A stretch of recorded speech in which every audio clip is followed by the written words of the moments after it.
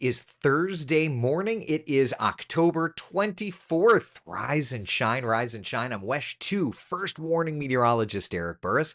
This is Coffee Talk. We get together 7 days a week, chat about what's going on in the world of weather, hopefully get your day started off on the right note. It's a beautiful day in the neighborhood. Let's look outside, and the birds are chirping, they're flying around, the blue sky over top of us. You know it's a good day. You know it's a good day when Port Canaveral looks that pretty.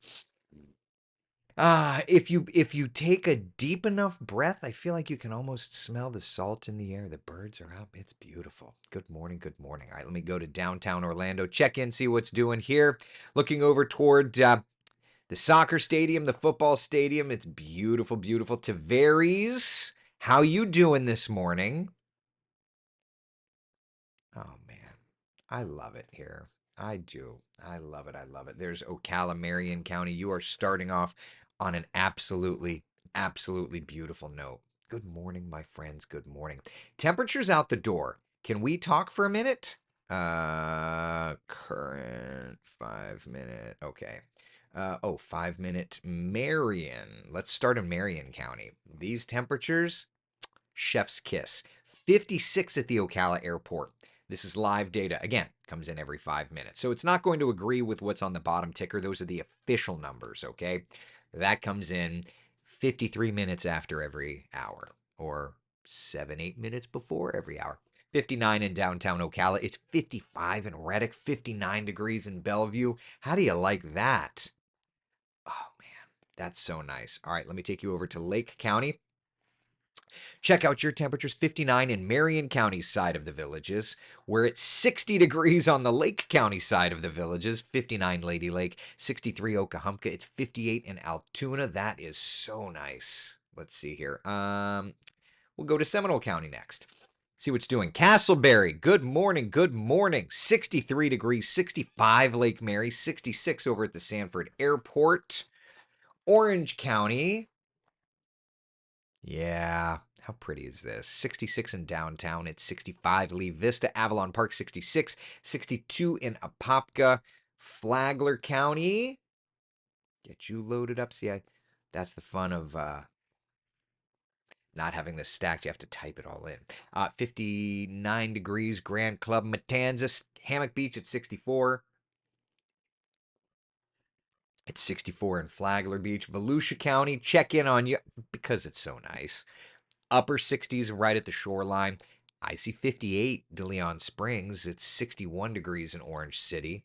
That's not too bad. And last but not least, let's check in along the Space Coast, see what's doing. 70s at the shoreline, 60s inland. So we've established that this morning is just beautiful. Wide perspective, 5 minute temperatures, but wide perspective showing 50s, 60s, and then yes, along the shoreline we've got the 70s. This is the sweet spot. Less breeze today. Lots of sunshine today. 77 11 a.m., 82 by 1 p.m., and 86 degrees. Our high temperature, 3 p.m. today. Man, oh man, how beautiful is this forecast? It's great to have our fake Florida fall, Yukon says. I know, right?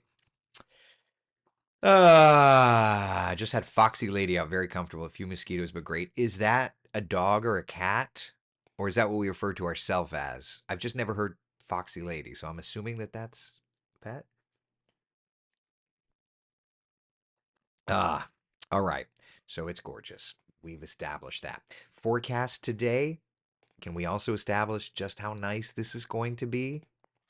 Highs today, 86 in Orlando. So yeah, it's a cooler start, but it is going to be just a little bit warmer this afternoon. Not a ton, but just a little bit warmer this afternoon. Yeah, 86 in Orlando, 84 in Sanford, about 82 New Smyrna Beach. Michael's asking, any more cold fronts coming to Florida? We do eventually get there. It's just not going to happen like today. Today, instead, let us just revel this idea of lower humidity. The dew point temperatures are less than 64, which on our muggy meter puts us into a pleasant category. Yep. I love it.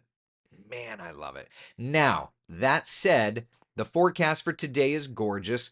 The forecast for this weekend, frankly, is also looking rather nice. Beautiful sunshine, maybe a little cooler on Sunday, 82 degrees. And that's the thing. Um, we'll keep with this overall trend of very comfy weather.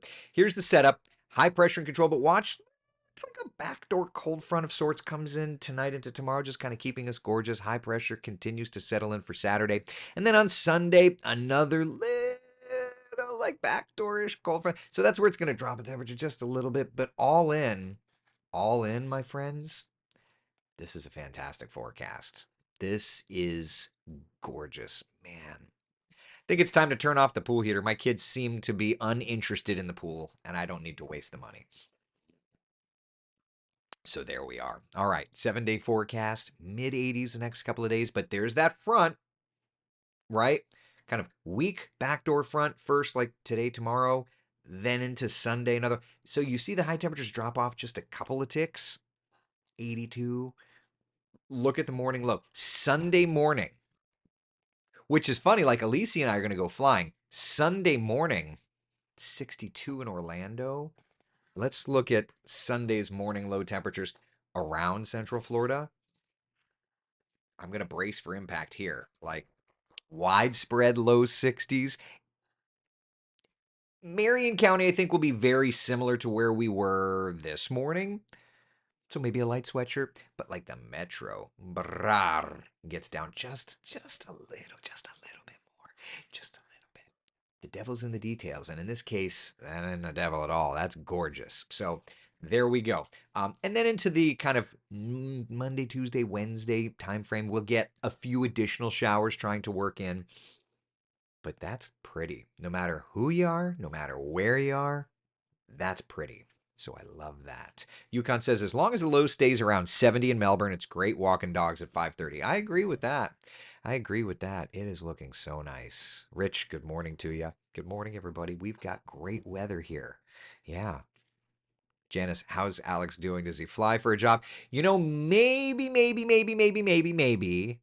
I will I have to figure out exact timing with him, but maybe I'll do some sort of a live thing and just kind of catch up with Alex Alisi. So, yeah. Matt says the fever broke. I'm back to hurricanes and sarcasm. Welcome back. I'm glad you're feeling better, buddy. All right. Any questions about our local forecast at all? Anything at all? And then we can, of course, move to the tropics and have our discussion there. We can do that. And we're going to go in depth. There's a lot going on with nothing actually going on. That's kind of the funny thing is like there's a lot to talk about with nothing going on in the tropics. But before we do that, let's just pause and see if anybody has questions, comments, concerns about our 7-day forecast, and then we can move on. Feels good over here in Southwest Florida. Joseph, feels great everywhere. Yeah. Loving it. Jan says, I'm waiting in O'Galley for this cooler air you speak of. We'll get it. We'll get you. We'll get you. We'll get you. Hope everything is going well. Nikki Love, good morning. Everything's good. Good to see you. Good to see you. Lauren says, Alex, Alisi, and Tony got me through Hurricane Ian. I'm glad to see that my hard work also played into. I'm just teasing you. I'm teasing you. Oh, wow. Scott Tanner with the dad joke this morning. And I suppose we can use this as the transition to the tropics. Scott asks, why don't seagulls fly over the bay? Because they then be bagels. This is the fun part of Coffee Talk. You just literally never know what chaos will ensue. All right. Enough of that. All right. Shall we talk tropics? There's a graphic in particular I wanted to start with. I got to find. Okay, there it is. All right. Gary's asking, are we in the dry season then? It definitely seems that way. Yeah. All right. Shall we talk tropics? Cool beans. All right. So here's a look right now at the tropical Atlantic. Okay. I would start by saying that we are beautifully quiet. We've got the kind of off of the coast of New England there, that counterclockwise spin. That is the remnants of Oscar. Not thankfully expecting that to develop back into anything. And the reality is, for the next 7 days, and this is very important, for the next 7 days, there is nothing to develop. I repeat again, there's nothing to develop. Sandy says, first time listener, heard you were the best from my friend Molly. Well, thank you. I hope I hope that I can live up to, at least Molly could have said I was like among the decent, because if Molly told you I'm the best, Sandy, then we're in trouble. Because that's too much pressure. All right, so nothing happening over the next 7 days in the tropics. I reiterate, nothing happening in the next 7 days in the tropics. And that would basically take us to the beginning of November. That said, once we get into November, not chef's kiss. That's when things could get a little bit feistier. To go back and to reiterate kind of this overall idea of the pattern, we still have a pretty good indication that there is going to be something, and we don't have, again, it's too early to get exacts, but we still think late October into early November, the Caribbean will try to wake up. Ensemble models have been very consistent and very consistent and very consistent. We'll look at those ensemble models together. Okay. But let's just discuss, first off, why we've had a pretty good indication for a long while that the tropics will wake back up. This is the Madden-Julian oscillation. And the easiest way to look at this, 200 millibar divergent wind and velocity potential. Essentially, where is the atmosphere way up top, spinning and ventilating up? Where is the air rising and spinning? In other words, atmospherically, where is the atmosphere most prone for tropical development? Usually when the Pacific is on, the Atlantic is off. And here we are right now. You can see parts of the Pacific green, Atlantic brown. But watch what happens right into early November. We start to see the greens showing up in the Atlantic basin, in the Atlantic and the Caribbean, okay? And the Gulf. Once that goes green, that's the atmosphere basically setting up for development. We're not there now, which is why we don't have anything. But into late October, that's why we have been discussing this, and I feel like it's been for the better part of a week or more, not to hype, but just to say, like, y'all, this is an area we think can develop tropically. Now, before we go any deeper, I just want to add, November is still hurricane season, right? And we've seen systems form. Typically, they form in the Caribbean. They also typically do not come to Florida. It's very rare, climatologically speaking, to get systems to move to Florida. So I need you to understand both. Notice I'm saying this before we look at the models. Okay. I try to be a weather storyteller. I try to be a teacher. I try to be a conversationalist. I try to be everything to everybody all the time. It's never going to work. But I want you to understand context before we look at model data. Okay. So typically they stay away from us. Why? Cold fronts typically sweep them out. Now, that said, Florida has had tropical systems impact. During the month of November, on record, though, we've really only had like 3 landfalling hurricanes. It was Yankee in 1935, it was Kate in 1985, and Nicole in 2022. We remember Nicole oh so well. If you've been around with me for a while, Coffee Talk was very much established in 2022. So it can happen. It doesn't happen often. But one thing Manolfi and I have been talking a lot about in recent days is this idea that cold fronts are running a little later than years past, just in practice. So if you get a cold front in the wrong spot, if it's not here to protect us and you get something developing down in the Caribbean, Florida could be in threat, okay? So let's look, and we'll start here just to kind of give you an idea. The GFS model is the most bullish. Watching the Caribbean, that's Halloween. We're starting to already develop something around Jamaica.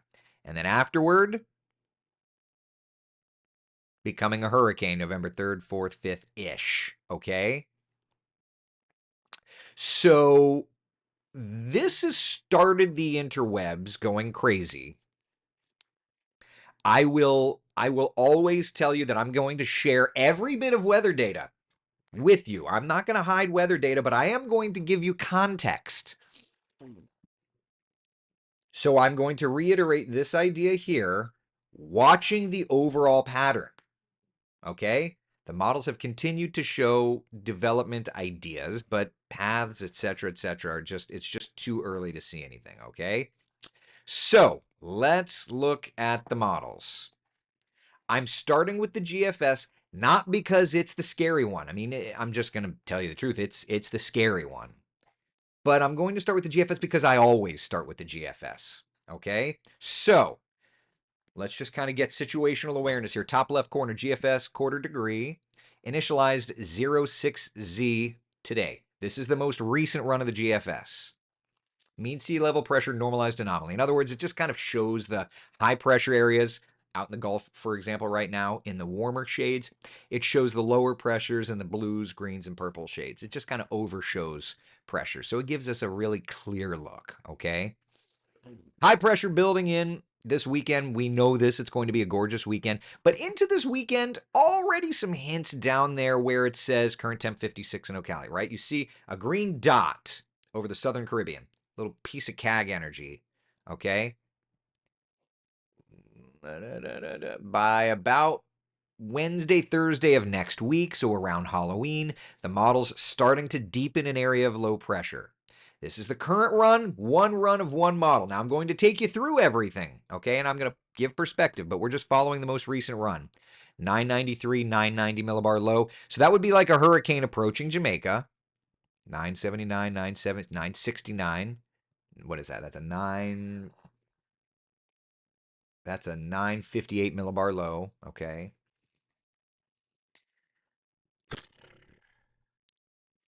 That sucks. I mean, I'm just gonna, that's not a trajectory that anybody wants to see. That would be Monday, the 4th of November, according to the current run of the GFS. One run of one model. Super easy for people to post scary crap online. So I just need you to know if you see this, it's one run of one model. Now, let's go back and let's look at the 00Z, one model run back of the GFS. Developing, lowering, deepening, going into the panhandle. That's also crummy. That would not be good. Let's go back 2 model runs of the GFS. Developing something, doing this weird spin off of other lows, Fujiwara, and then it's much slower, right? That's November 8th, but it has a fairly potent, that's a 954 hurricane over like Cuba. All right. Let's go back 3 model runs.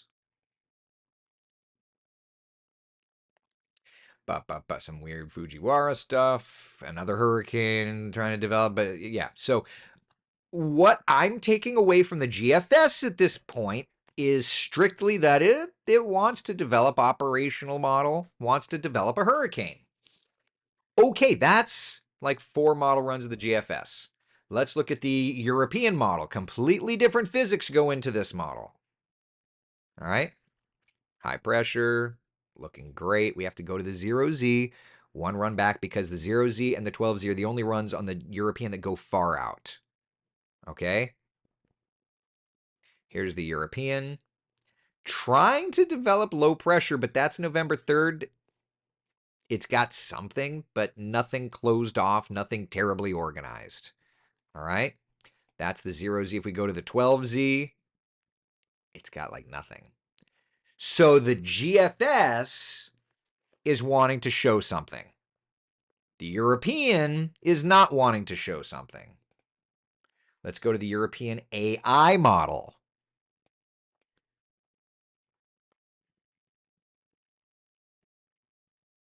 Showing something, but keeping it way away from us. That's the 0Z Euro AI. Let's go to the 18Z Euro AI. Showing something. Let's go back to the 12Z Euro AI. High pressure. Showing something, but keeping it east of us, right? Let's go back 3 runs ago. This 6Z yesterday Euro AI. Showing something near us, but east of us. So the Euro AI model is showing something, but it's not terribly worrisome for us. Canadian model.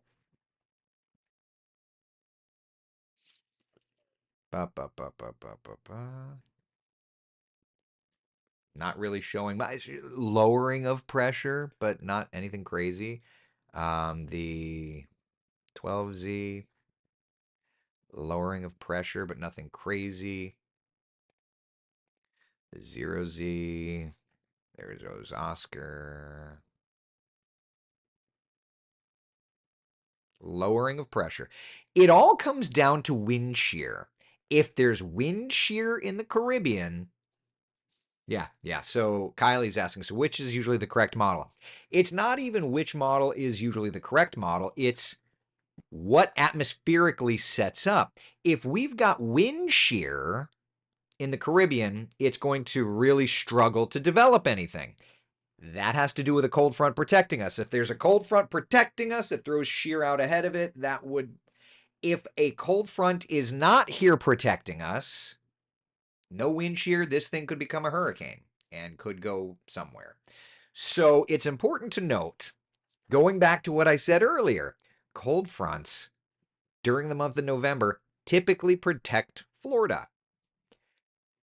Notice the timing has been shifting from from like November 3rd to like November 6th to the Euro is slower to try to develop anything. It's all going to come down to timing, and it's going to come down to whether or not there's a cold front. If there's a cold front here protecting us that throws out a bunch of shear, keeps it away or weak. If not, we could theoretically, if there's not a cold front here protecting us, it could do the same thing that like Milton or Helene did, where it would wander off into the Gulf, and then a cold front comes, picks it up, and throws it toward Florida. So I need you to understand, at this point in time, we just don't have a clue. We're getting better and better data that says probably going to see something form, but outside of that, we just don't know. We just don't know. Now, another tool that we use, and this type of scenario you need to, is the ensemble plots. This is the GFS, each individual member's ensemble plots. 30 different versions of the GFS. Basically, the way that the ensembles work is it sits there, and once the GFS is done running, it reruns. It overthinks things. Okay? So let's look at them all on top of each other. So what you're going to see is it's going to look like chaos, but it's just 30 versions of the GFS all on top of itself. All right. Now notice this is Halloween Day. Already the GFS ensembles are starting to put low locations on there. Each one of those lows is a different version of the 30 ensembles. Okay. I see people are talking politics. Everybody just ignore it. We don't talk about it here, so it just is what it is. We talk weather. Okay, so into November 1st, into November 2nd, you can see all of these different ensemble members with low locations, right? And you can kind of get a spread. Anyone from about the Gulf of Mexico to Bermuda should be watching the progress of that model data. That includes Cuba, Jamaica, that includes Hispaniola, that includes the Caymans, right? So, yeah, it's like watching the Matrix on. Yeah, it's right. It's like, I don't know. I don't see zeros and ones. I see the lady in the red dress. I see a guy walking his dog. Right, yeah. You get used to this after a while. So, anyway, the GFS ensembles are showing it. Now, what I think is kind of interesting here, remember the European model did not show anything. All right? This is the European ensemble.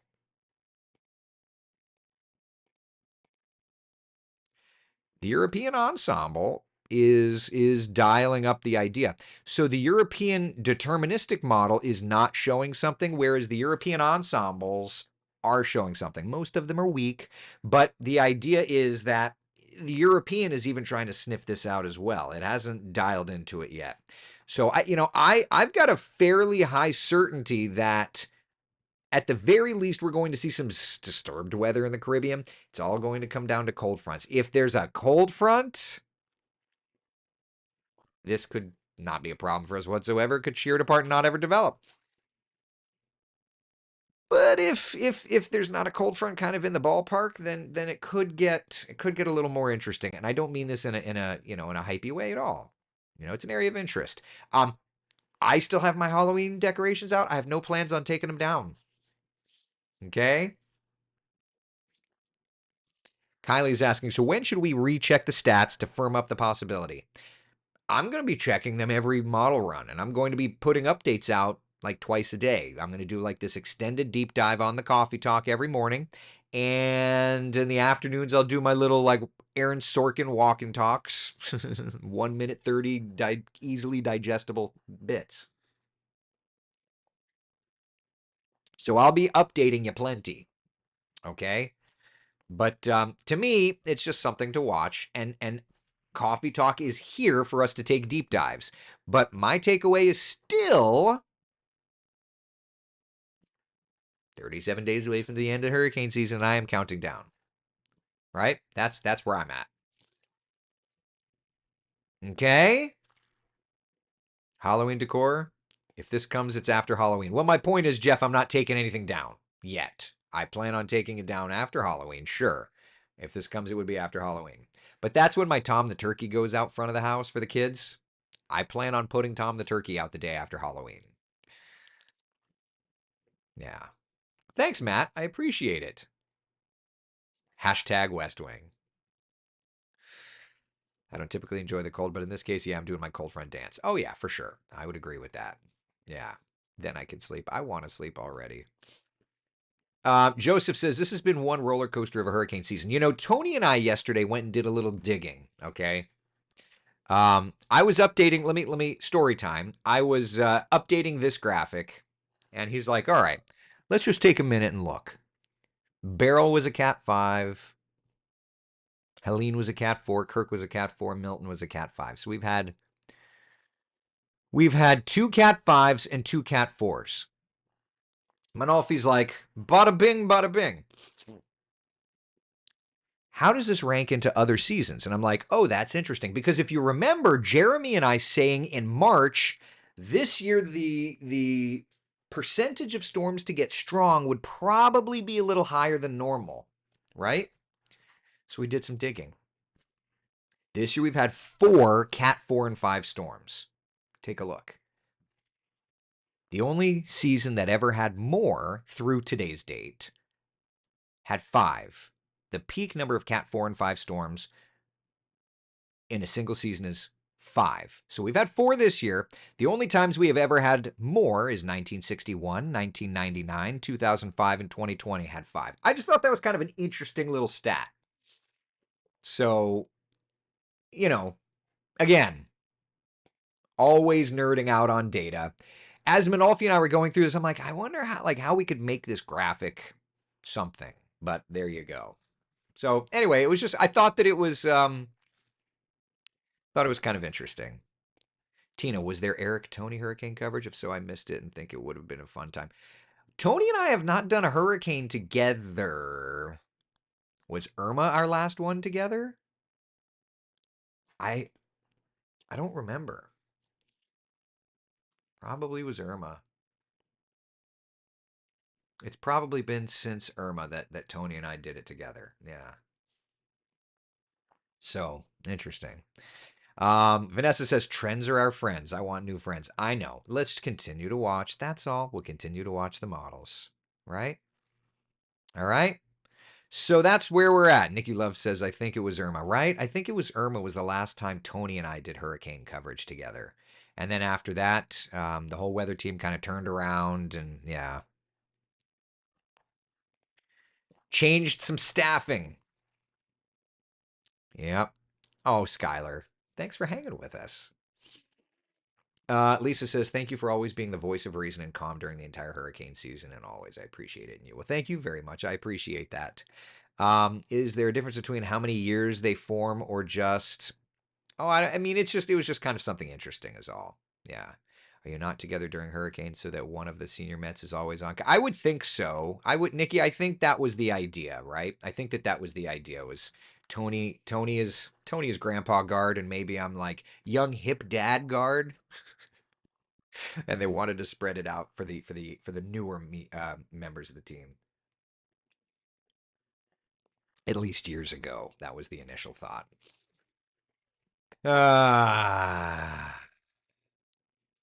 Let's see here. Eric for president. Eichewald. No, so Shannon's asking, did I miss the BSR? So here, I forgot, and I'm glad that you brought that up. Okay, so here's where it gets interesting. Okay, so the BSR is a technique that we use sometimes. Let me get it dialed up. The BSR is a way to show a teleconnection of sorts. And I just want to show you what the BSR, give me a second, 96 surface. This is around November 8th, 9th, 10th. Somewhere. 8th, 9th, 10th, 11th, 12th. Somewhere in that time frame. That's the BSR in that time frame. Literally yesterday, Jeremy, I'll show you the text message. Literally yesterday, Jeremy Nelson messaged me and said, "Oh wow, go look at the BSR. That's a Gulf storm, and it's a strong signal." And he just, because Jeremy's like a grandpa, he takes a picture of his computer screen. And then, of course, he's like, look, it's in the patterns. And then, of course, being that I'm not a grandpa, I take an actual screen capture of it with the United States overlay, which I'm showing you now. I have to make fun of him. But the idea here is that the BSR is indicating this thing. So at the very least, it's going to be an interesting thing to follow on the BSR and the models, because the BSR kind of helps. Oliver says the BSR helps filter out the BS. It's just another way to check your math. It's another way to check your formula, right? Yukon says Jeremy isn't that old. He's just traditional. Going old school is cool. Oh, I get it. My last instrument approach was an ILS. It was not an RNAV. So yeah, I'm all about old school. I just have to tease. Teasing is my love language, and you know that, Yukon, because you're the target half the time, I feel like. So anyway, yeah, the BSR is showing something in the Gulf. I don't love that. So yeah. So anyway, let's watch. All right. All right. Questions, comments, concerns.